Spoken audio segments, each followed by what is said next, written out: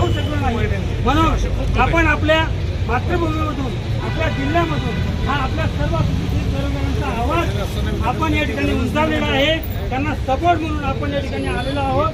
तुम्ही सगळेजण, आपल्या सगळ्यांची तळमळ, आपल्या सगळ्यांची भावना एकच आहे की सरकारने याच्या विरोधामध्ये भविष्यामध्ये असं पाऊल उचलावं की यानंतर कुठली नेटची परीक्षा असो किंवा कुठलीही स्पर्धा परीक्षा असो ती पुन्हा रद्द होणार नाही, जेणेकरून मुलांना मनस्ताप होणार नाही. कारण एक परीक्षा देण्यासाठी वर्षानुवर्ष, 2 वर्ष कुणी रूमवर राहतं, कुणी मेसवर राहतं, आई वडील आपलं घर सोडून या ठिकाणी येतात आणि आमचं काय तर माझा मुलगा नीटला लागेल, माझा मुलगा स्पर्धा परीक्षेमध्ये लागेल आणि माझ्या कुटुंबाचं नाव उज्ज्वल करेल.